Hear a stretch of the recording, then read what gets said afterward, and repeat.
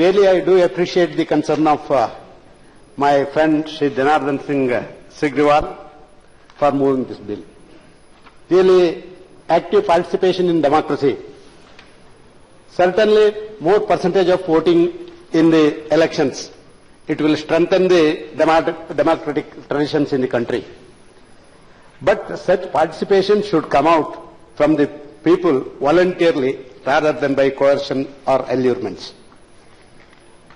The very voting right is a civil right. It is rather than a civil duty. While citizens may exercise their civil rights, but they are not compelled to do so. On the other hand, this compulsory voting may infringe the rights of each individual, each voter. We are fully aware of the Universal Declaration of Human Rights. Article 2 of the Universal Declaration of Human Rights says that, which guarantees the freedom of political opinion. It should not be by coercion we should go for any elections, which will certainly against the democratic principles. But the spirit of Janardhan Singh is certainly appreciable because more percentage of voting in the elections, there will be a decision which the intention in the minds of the people or the voter, which will give more strength to the democracy. This is not the first time, as rightly said by Professor Saugat Roy, this is not the first issue of compulsory voting discussed in the Parliament. But every time, either in 2004 by B.S. Rawat or in 2009 by Agarwal, both times deliberations went on for such a lengthy period. Even this also, I think, I don't know the exact number. Yes. 10 hours debate went on. Very good suggestions have come from various learned members of Parliament here. 53% have participated in the debate. Several viewpoints, several suggestions, which will certainly, if the Election Commission takes into consideration of all those issues, all those suggestions given by the various learned members, certainly the voting percentage will certainly go up. I have taken down everything. And certainly I am going to write to the Election Commission in the name of Janardhan Singh that these are the viewpoints of the Parliament members, so that which are possible that need to be implemented, but at the same time a democratic setup cannot be by compulsion voting or compelling them to vote or by penalizing them. It is against the democratic principles. Of course, in the last deliberations also during 2004 and 2009, ultimately the views that has been given by the Parliament members, that has been taken note of and it has been referred to the Election Commission. Several viewpoints that was advanced in the last debate also, that has been taken care of by the Election Commission. For that only the percentage of voting is going high and high. So today in so many parts of the country, we see that the voters, they are really en bloc, they are boycotting the elections across the country for various reasons, because they don't like the system. The elected representative, they do not perform their duties up to the expectations of the voters. So in various corners we have seen en bloc the boycott of elections. So we can't restrict those persons, because right to vote is right to not vote. So under democratic principles, a man should be given a free mind, wherein if he doesn't feel that I should vote for a certain person, certain candidate or certain political party, it is his wish to whom to vote or not to vote. So it should not be construed that a democratic setup, right to vote is only he must vote. It is not like that. Right to vote is right to not vote also. So even in earlier debate also, discussions also, it was suggested that the voters should be motivated. they should be they should feel that I should vote. It is my right. I should vote, and then only a proper election can be conducted under these present circumstances. People should be motivated to rise to the occasion and feel free to participating in democratic process of election of their representatives. Of course, several committees earlier have been formed, that Tarkunda Committee, Dinesh Goswami Committee. Even the political parties have held a meeting on 22nd May 1998. All political parties participated. Even Law Commission, the matter was referred to the Law Commission, and even Law Commission in its 255th report has given an elaborate and detailed study and came to an opinion that compulsory voting is not possible and not feasible also for this country. And so they said that they does not recommend the introduction of the compulsory voting in India. In fact, believes it is highly undesirable for the variety of reasons described above, such as being undemocratic, illegitimate, expensive, unable to improve quality of political participation and awareness, and difficult to implement. Sir, after coming to this conclusion by various committees and even after getting the report of the Law Commission, the Election Commission started creating awareness with the voters and motivating them to vote and reminding their rights in the and it is the need of the hour they should come and vote. The Election Commission has several occasions, has taken up several initiatives.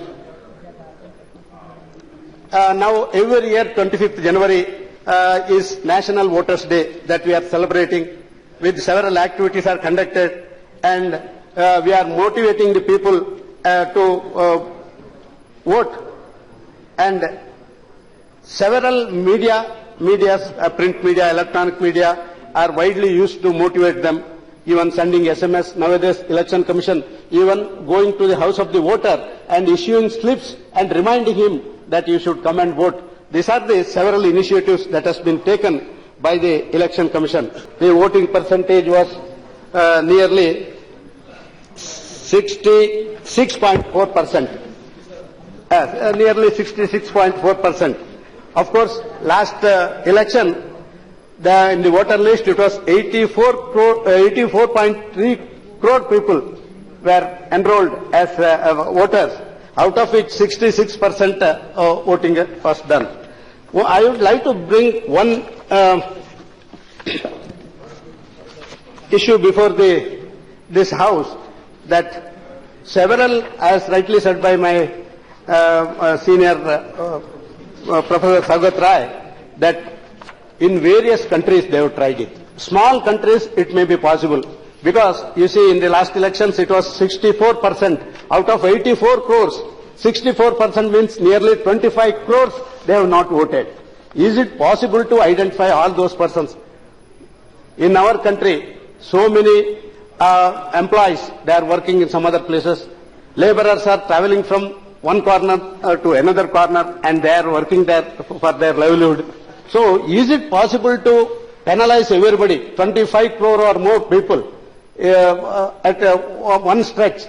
It is highly impossible exercise that could be done in our country. Only thing is, we have to motivate, we have to find an alternative solution to see that the migrant laborers should be given voting right wherever they may be. So now latest technologies are coming. We want to introduce the latest technologies so that voting fashion has to be changed and they should be made to vote. That is the only alternative that will be available for the country to see that more and more percentage should come and vote. Even countries, several countries that, as rightly said by Professor Saugat Rai, that Fiji, even Austria, Egypt, Greece, Mexico, Paraguay, Thailand, they have stopped enforcing once they started this compulsory voting, they brought a legislation but within a very short period they came to know that it may not be possible to implement.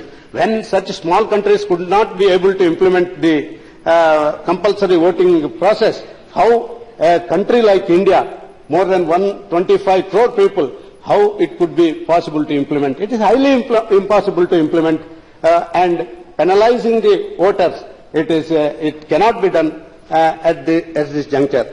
Under these circumstances, the only way that is available for us is to see that, take good suggestions from various corners, use more and more technology in voting. We can see earlier ballot paper was there, now it has gone, even voting machines are there. Earlier, nobody was going to the house of the voters. Now the election commission itself made it a point to visit the house of the voter and motivate him to come and vote.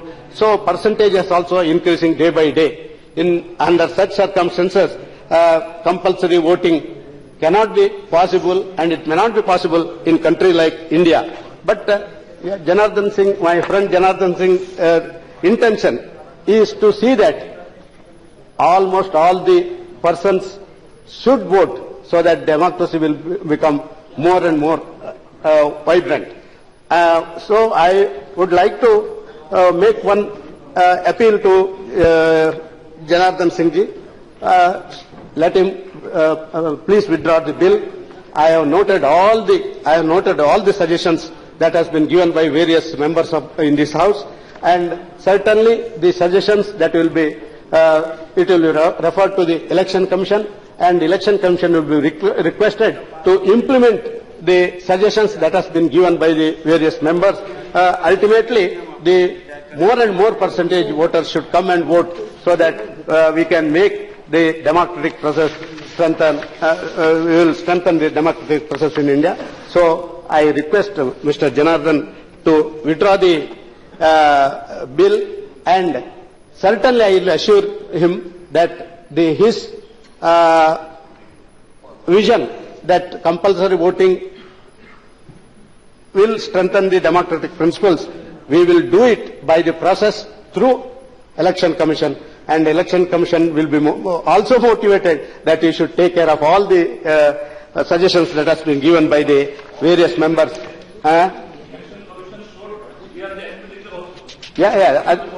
Sir, so many electoral reforms are need of the hour.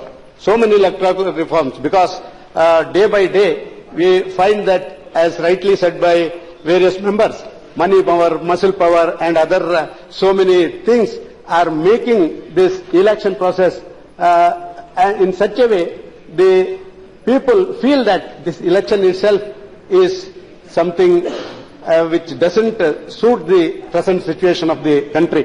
So under such circumstances, when the requests and requirements which the Janardhan Singh Trivedi made out in his bill, Sigriwal, it may not be possible to implement at this juncture, because by the other processes only we should make more and more persons to motivate to come and vote. So under such circumstances, I request Janardhan Singh Sigriwal to withdraw the bill, and his intention will be fulfilled by making the Election Commission to run in those directions, and certainly a day will come, his intention will be fulfilled in this country. Thank you. Sigriwal जी, सब लोगों की राय है। सभापति महोदय, यह लोकतंत्र के लिए अनिवार्य मतदान मैं समझता हूं कि बड़ा महत्व का है, और पिछले कई एक घंटों तक इस पर चर्चा भी हुई है, और इस पर हमारे माननीय 53 सदस्यों ने अलग अलग दलों के उन्होंने अपने विचार भी रखे हैं, और उसमें से हो सकता है कि इक्का दुक्का सदस्य के विचार भले इससे मिलता जुलता न हो, लेकिन 99.9% सदस्यों ने, जिन लोगों ने विचार रखा है, जिन लोगों ने नहीं भी रख पाया है अपना विचार, वह भी मिलकर के ऐसी बातें की है कि अनिवार्य मतदान होना चाहिए। महोदय, चुनाव लोकतंत्र का पहला राष्ट्रीय उत्सव होता है। सभी लोगों को इसकी पवित्रता का ध्यान रखना चाहिए, हम रखते भी हैं। आखिरकार कोई भी लोकतंत्र तभी सफल होगा जब लोग इसकी सुरक्षा करेंगे, और हमने इसकी सुरक्षा की भी है। हमें गर्व है कि आज हमारा संसदीय लोकतंत्र दुनिया का सबसे बड़ा और सबसे अच्छा लोकतंत्र है। महोदय, बहुत से माननीय सदस्यों द्वारा बताई गई कमियों के बावजूद हम सब इसका हिस्सा हैं। हमारे देश में हमारे बीच मतभेद हो सकते हैं, क्योंकि भारत का संविधान विरोधी संकल्पों का दस्तावेज है। कई एक पक्ष, कई एक विपक्ष उस दस्तावेज में भी इंगित है। हमारे विचार अलग अलग हो सकते हैं, लेकिन हमारे देश का भी बहुत से पसंद भारत कहा गया है। यह दुनिया में इसकी एक अलग पहचान है, इससे हम इनकार नहीं कर सकते। हर जगह विरोधाभास है, एक क्षेत्र से दूसरे क्षेत्र तक व्यक्ति के बीच हमारे यहां विरोधाभास है। मैं यह अवश्य कहना चाहूंगा कि लोग कहते हैं कि महोदय, हमें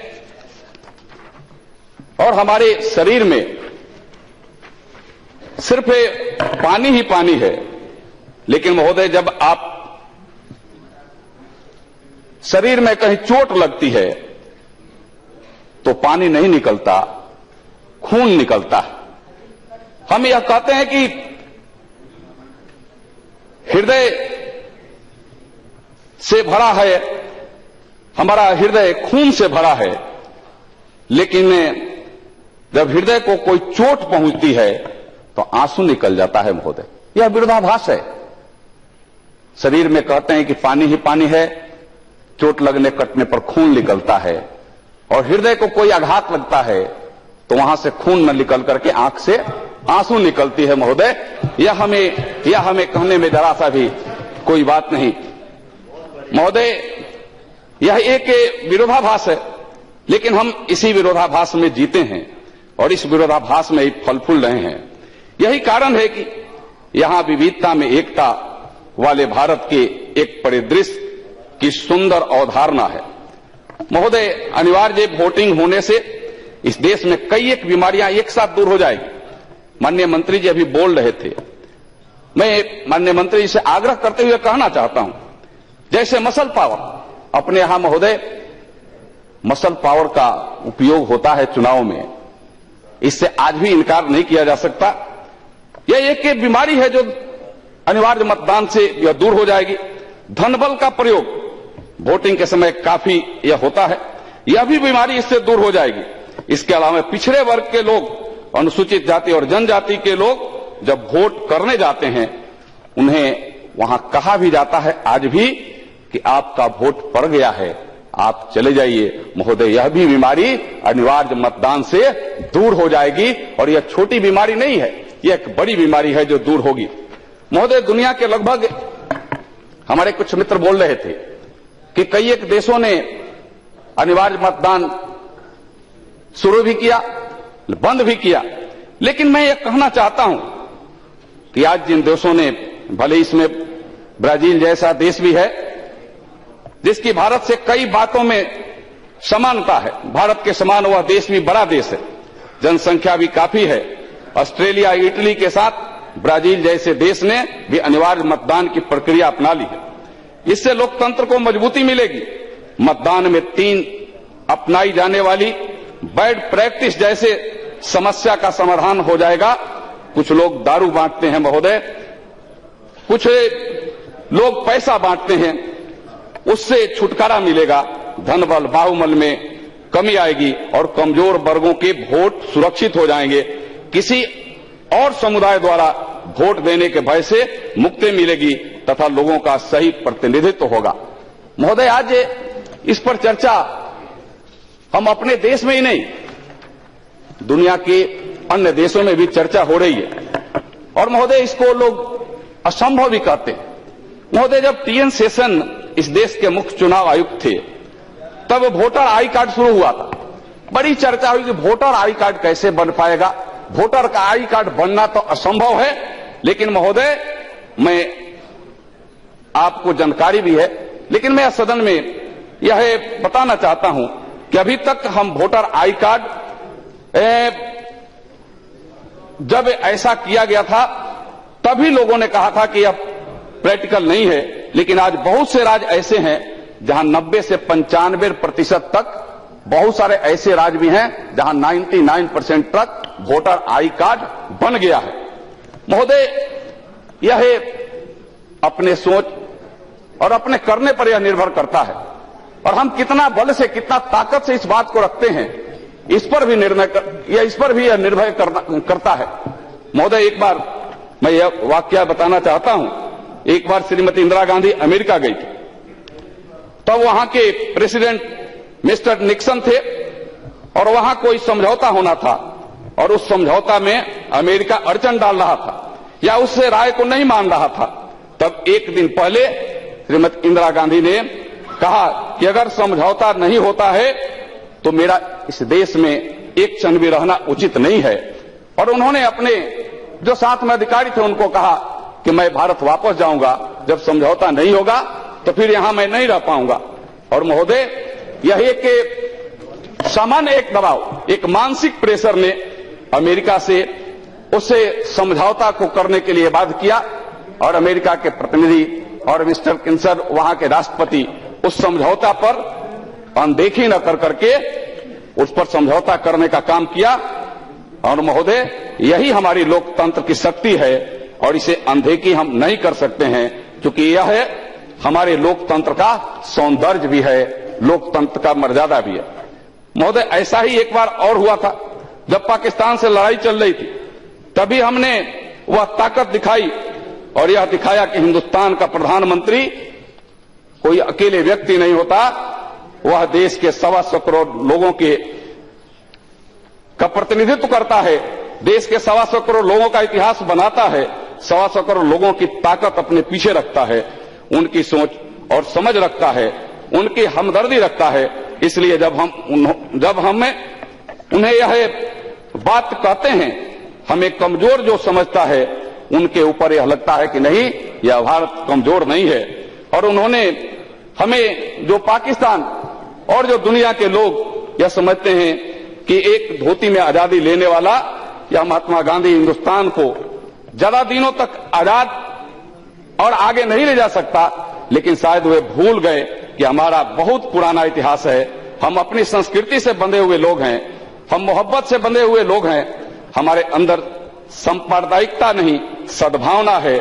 इसलिए हमारे देश में हर 50 किलोमीटर पर भाषा भले बदल जाती है, पहनावा बदल भले जाता है, लेकिन आज भी हम एक दूसरे को भाई कहते हैं, गले लगते हैं, मिल करके चलते हैं और मिल करके वोट देते हैं। तब महोदय हिंदुस्तान बनता है, और तब ऐसे भारत की परिकल्पना हम आज करते हैं। भारत विविधता में एकता का देश है महोदय। इस शब्द का महत्व विचारधारा संबंधी पुस्तकों में नहीं, बल्कि हमारे जीवन के सभी पहलुओं में है, और उसमें इस देश की राज्य व्यवस्था भी शामिल है महोदय। सभापति महोदय, चुनाव किसी लोकतंत्र का आधार स्तंभ है, बल्कि मैं तो इसे लोकतंत्र का उत्सव कहता हूं, और हम सब उसको मानते भी।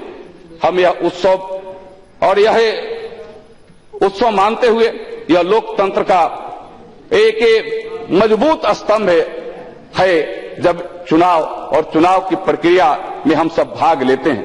महोदय, वस्तुतः स्वतंत्र और निष्पक्ष चुनाव काफी हद तक 3 हितधारकों के कार्य निष्पादन पर निर्भर करता है। वे है स्वतंत्र और निष्पक्ष चुनाव तंत्र, राजनीतिक दल और उम्मीदवार और मतदाता। ये 3 हितधारक हैं, और उन सभी को जिम्मेवारी से हम काम करना चाहिए। लोकतांत्रिक व्यवस्था में महोदय प्रत्येक व्यक्ति को कतिपय अधिकार है, जिसमें अन्य बातों के साथ साथ मतदान का भी एक अधिकार है। महोदय, हमारे माननीय लौ मंत्री जी एक काफी सुलझे हुए, एक काफी व्यक्तित्व वाले व्यक्ति हैं, और इन्होंने कहा कि हो सकता है कि प्रैक्टिकल हम इसको नहीं कर सकते, लेकिन महोदय अगर अनिवार्य मतदान की बात अगर हम इस भारत में करते हैं तो दुनिया में इसका बड़ा प्रभाव पड़ेगा। और आज अमेरिका जैसे देश भी इस पर बहस कर रहा है। बहस करने के लिए वह बाध्य है कि हमें अनिवार्य मतदान करना पड़ेगा, क्योंकि to insist on voting and to get it passed. Hello no pass भी कराइए आज, आप इंसिस्ट करिए कि पास किया जाए। महोदय देश में अनिवार्य मतदान भारतीय लोकतंत्र में नई जान फूंक सकता है। दुनिया के 32 से अधिक देशों में अनिवार्य मतदान की व्यवस्था है। यह व्यवस्था अगर दुनिया के सबसे बड़े लोकतंत्र भारत में लागू हो गई तो उसकी बात ही कुछ और होगी। यदि दुनिया में सबसे बड़े लोकतंत्र में मतदान करना अनिवार्य हो गया तो अमेरिका और ब्रिटेन जैसे पुराने और सशक्त लोकतंत्र को भी भारत का अनुसरण करना पड़ सकता है। हालांकि भारत और उसकी समस्या एक दूसरे से बिल्कुल विपरीत है। भारत में महोदय अमीर लोग वोट नहीं डालते। महताब साहब बोल रहे थे कि गरीब लोग वोट नहीं डालते। महोदय गरीब तो यहां वोट डालना चाहता है, उसे रोका जाता है, लेकिन यहां अमीर लोग वोट नहीं डालते। महताब साहब मैं आपको यह क्योंकि हो सकता है कि आपके राज्य में यह हो सकता है कि गरीब लोग और अमीर लोगों में खाई हो, लेकिन बहुत जगहों पर गरीब लोग वोट डालने के लिए उत्सुक रहता है।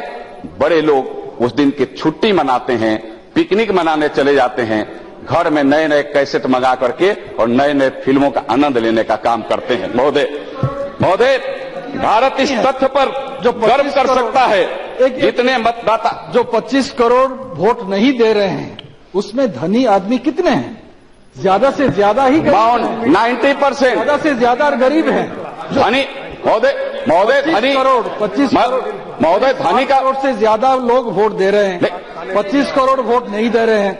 25 नहीं महोदय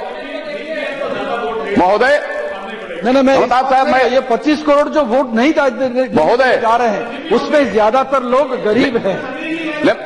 नहीं महोदय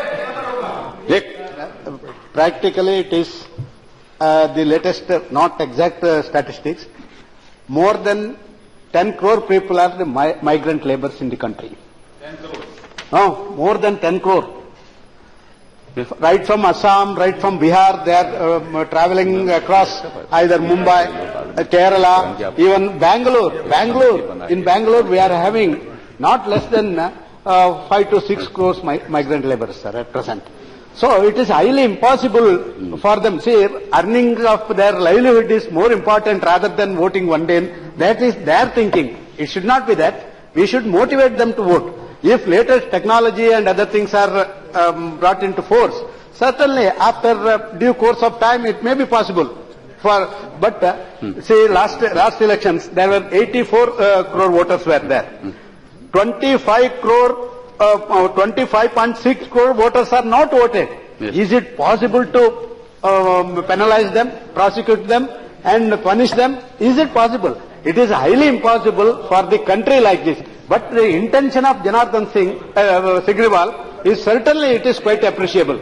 That every citizen of the country, they must vote, and thereby the democracy of the country should be very vibrant. That is his intention. I do appreciate. But countries like India, at present, without applying latest technologies and other things, unless the migrant voters, migrant laborers are properly identified and made to vote, it may not be possible for us to implement the bill.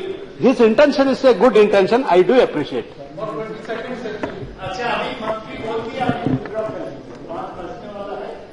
महोदय अभी मैं अपने माननीय साथी जो बड़े अनुभवी हैं, मैं उनको भी आग्रह के साथ यह अपने स्तर से अपनी बात के माध्यम से कहना चाहता हूं कि महोदय जब भारत से इस तथ्य पर गर्व कर सकता है, जब भारत में अनिवार्य मतदान जब हम कर लेंगे तो दुनिया में एक बड़ा मैसेज जाएगा और दुनिया में इस पर सोचने के लिए लोगों को बाध्य होना पड़ेगा। और महोदय मैं इसलिए मैं कह रहा था, अभी बता रहे थे कितने धनी लोग हैं। धनी का मतलब मिडिल क्लास, धनी का मतलब व्यवसाय में भी लगे हुए लोग, और वैसे लोग वास्तव में महोदय छुट्टी मनाते हैं, और उन लोगों को यह बाध्यता हो जाएगी। और आज भी वास्तविकता हमारे माननीय चीफ व्हिप ने कहा कि आज भी बीपीएल के 99% लोग वोट देते हैं, वोट डालने जाते हैं। पता ना आप इतने अनुभवी हैं, आपकी अवधारणा में कैसे आ गई, मुझे यह आश्चर्य हो रहा है। लेकिन महोदय, मैं भारत में कोई ना कोई ऐसा चुनाव हर साल होते रहता है। प्रतिवर्ष अभी भारत की स्थिति है कि जब हर साल कोई ना कोई चुनाव होता है और लगभग करोड़ों लोग प्रत्येक वर्ष इसमें मतदान करते हैं, और देश हित में सरकारें, चाहे निचले स्तर की पंचायती राज की सरकार हो, चाहे राज्य की विधानसभाओं के चुनाव के माध्यम से हो, और चाहे देश के लिए चुनाव हो, उसमें भाग लेते रहते हैं। तो जवाब भी संक्षिप्त में ही दीजिए। हाँ महोदय, यही तो एक मौका है प्राइवेट मेंबर बिल का, और इसमें भी महोदय अगर बाध्यता हो जाएगी तो बड़ी मजबूरी हो जाएगी, बड़ी परेशानी होगी आज। इसलिए महोदय, इस पर कोई समय सीमा न रखा जाए। समय तो निर्धारित आपका है ही 6 बजे तक, 6 बजे के बाद थोड़े हम लोग बोल पाएंगे। नहीं बिल है महोदय, मैं उसके लिए मुझे समझ है, पंडा साहब का बिल है, मैं उसके लिए समय दूंगा, फिर इनका चालू होगा। महोदय, हर बिल के लिए समय निर्धारित रहता है महोदय, प्राइवेट बिल के लिए भी महोदय नहीं है कि प्राइवेट बिल महोदय, अगर हमें यह भी नहीं हमें बाध्य कर रहे हैं कि आप वोट जाकर के डालिए ही। अभी तो चुनाव आयोग ने तरीका भी बना दिया है, नोटा का भी तरीका बना दिया है। उन्होंने कह दिया कि अगर आप जितने लिस्टेड प्रत्याशी हैं और उसमें से कोई आपको पसंद नहीं है तो आप नोटा का प्रयोग कर सकते हैं। और महोदय, लगता है कि दूसरे शब्द में यह वोट देने की बाध्यता नहीं, बल्कि मतदान केंद्र पर जाकर के और उपस्थित होकर के हमें उपस्थित है मतदान के साथ, यह बताने की आवश्यकता है। महोदय, इसे भारत के मालिक आम मतदाता ही है। आज हम सब बैठे हैं तो मतदाता रूपी मालिक की वजह से यहां आकर के बैठे हैं। चाहे हमारे माननीय मंत्री जी हों, चाहे हम हों, और चाहे महोदय चेयर हो, हम सब उसी मतदाता स्वरूप मालिक के हम सब देन हैं, जिन लोगों ने हमें यहां बोलने और बैठाने के लिए हमें यहां भेजने का बाध्य किया। और वो मतदाता जो मालिक हैं महोदय, उनको यह गर्व होगा, और खास करके वैसे लोग जो इस देश के 60% से ज्यादा मतदाता, जिनको आज भी जो बाध्य और परेशान लोग करते हैं, वो तमाम परेशानियां उससे दूर होगी। महोदय, इसलिए मैं यह आपसे यह कहना चाहता हूं कि आप यह नहीं कह सकते हैं, और इसको कहना उचित भी नहीं होगा, चाहे देश के किसी मतदाता को भी कहना उचित नहीं होगा कि कोई नृप हुई हमें क्या हानि। हमें इस देश के, राज्य के, चाहे पंचायतों के चुनाव में अपने प्रतिनिधि को चुनने में हम 100% भागीदार बन रहे हैं। यह अनिवार्य मतदाता से इसका अधिकार मिलेगा, और जो लोग उसमें नहीं अगर भाग लेते हैं महोदय, उनको उससे हमें लगता है कि काफी दिलचस्पी भी नहीं रहती है। इसमें दिलचस्पी भी उसमें बनते रहेगी। महोदय, मैं आपसे यह निवेदन भी करूंगा, माननीय मंत्री जी से भी निवेदन करूंगा कि आप गुजरात में भी, ठीक है, हाईकोर्ट ने वहां बैंड लगा दिया, लेकिन 2009 में भी माननीय प्रधानमंत्री जी जब वहां के मुख्यमंत्री थे, उन्होंने यह स्थानीय स्तर के चुनाव में इसे अनिवार्य किया था, वह लागू भी किया गया। कोर्ट ने उसको भले उस पर रोक लगा दिया, लेकिन मन और भाव यही था कि हमारे देश का एक एक मतदाता मतदान केंद्र पर जाए, अपने मत के अधिकार से अपने काम करने वाले लोग को चुनने का काम करे। यानी मालिक मतदान केंद्र पर जाकर के अपने लिए काम करने वाले लोगों को चुने कि आप मेरे अनुसार काम करना होगा, समाज के अनुसार काम करना होगा, देश हित में काम करना होगा, यह चुनने का काम करे महोदय। और इसलिए हमने इसे अनिवार्य मतदान के बिल को मैंने लाया हूं महोदय। अभी बिहार में चुनाव हुआ महोदय, पूरे आकलन जो लगा है 3500 करोड़ से ज्यादा रुपए। I would like to bring it to the notice of the House. A small state like Tasmanian, where state elections are held in 2010, total number of voters was 3,35,353 voters. Of course, compulsory voting was there. About 6,000 voters, they didn't vote.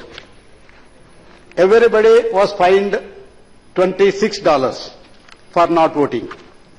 But they were able to collect fine only from 2,000 people only. Rest 4,000 people, they could not able to collect the fine. In such a small area, it is 84 crore voters are there, 25 crore voters are not voting. So is it possible that I am not telling anything else. Even in Gujarat, this compulsory voting amendment to the Municipal Act was brought, but subsequently it could not be implemented. They formed a committee to look into the various prospectus before notification and all that. They could not implement it. So these are the practical things we are facing. With these, we want to see that the election commission, just like since last, as he rightly said, after Session became the election commissioner, really there was quite improvements in the election process also. So many reforms need to be undertaken as far as electoral reforms are concerned. Certainly, it is the need of the hour. I don't dispute that. But compulsory voting at this stage, it may not be possible, and especially for penalizing and that 25 crore people penalizing, it may not be possible. How many jails we have to construct if they don't pay? A judicial, it will be, yes, whole system will collapse.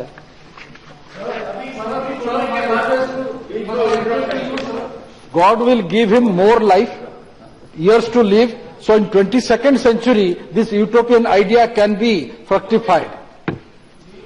अभी withdraw किया श्रीनिवास जी, आप भी अब समाप्त करें। मैं 2 minute महोदय, 2 minute में मैं अपनी बात 20 मिनट आप बोल चुके। अब इसके लिए निर्धारित समय भी है बिल के लिए, वो भी मुझको बढ़ाना पड़ेगा। महोदय 5 मिनट और बढ़ाइए, थोड़ा दया करिए। नहीं महोदय, आप नहीं बढ़ेंगे। महोदय मैं यह कह रहा था, जहां तक चुनाव आयोग की बात है, चुनाव आयोग ने भी इस भारत में इस पर चिंता व्यक्त की है, और चुनाव आयोग ने ऐसा अपने पूरे मंथन के बाद यह कहा है कि 2030 तक अपने इस देश में 1 करोड़ से ज्यादा 100 करोड़ से ज्यादा 1 अरब से ज्यादा मतदाता हो जाएंगे। 1 अरब से ज्यादा मतदाता हो जाएंगे महोदय, और हमें ये अगर सिस्टम हम अगर पैदा करेंगे तो हमें लगता है कि इसका लाभ निश्चित रूप से अपने देश को मिलेगा, देश का लोकतंत्र मजबूत होगा। और वास्तव में अपने यहां अपने देश में कुछ ऐसे भी जगह हैं महोदय, कुछ ऐसे भी जगह हैं जहां भरपूर मसल पावर के प्रयोग किया जाता है, और मसल पावर के माध्यम से वहां सरकारें बनती है, मसल पावर की वजह से लोग सत्ता में आते हैं महोदय, उस पर भी बड़ा विराम लगेगा। और इसलिए बार-बार कहने से इसलिए महोदय मैं आपसे और आपके माध्यम से माननीय मंत्री जी से मैं यह निवेदन करूंगा कि जो अपने माननीय प्रधानमंत्री जी की सोच है, जो देश की सोच है, उस सोच को इसे सदन के माध्यम से पूरे दुनिया में ऐसे स्थापित करें जिससे कि अनिवार्य मतदान और सभी लोगों को मत डालने का जो ताकत है वह हो। भले जो मैंने प्रस्ताव में लाया है उनमें हो सकता है कि ऐसी कुछ बातें नहीं हो जिससे उनको दंडित करना ही करना, मैं ये नहीं चाहता कि उनको दंडित किया जाए या फिर उनको परेशान किया जाए, लेकिन उनकी बाध्यता चाहे जिस भी तरीके से हो, यह लोकतंत्र के प्रति आस्था होगी कि उनकी बाध्यता को सुनिश्चित किया जाए कि आपको मतदान के समय आपको मतदान केंद्र पर जाना होगा, मत करना होगा और अपने मत माध्यम से अच्छी सरकारों का चुनाव करना होगा, और आपको इस सरकार के प्रति अपनी भावना को भी सामने रखना पड़ेगा। महोदय आज ऐसे भी हैं जहां लोग वोट टांग देते हैं कि बिजली नहीं तो वोट नहीं, सड़क नहीं तो वोट नहीं, पानी नहीं तो वोट नहीं। महोदय वोट से बिजली, पानी और सड़क का क्या वास्ता रहता है? वोट देने वाले को आप 100% वोट देकर के और चुनाव के पहले यह काम करा लेते और तब जब उनको वोट देने का अधिकार रहता। लोग ऐसे भी मसल पाव वाले लोग देते हैं कि हम आपको वोट देने नहीं जाने देंगे, आप वोट देने नहीं जा सकते हैं, वोट का बहिष्कार करो।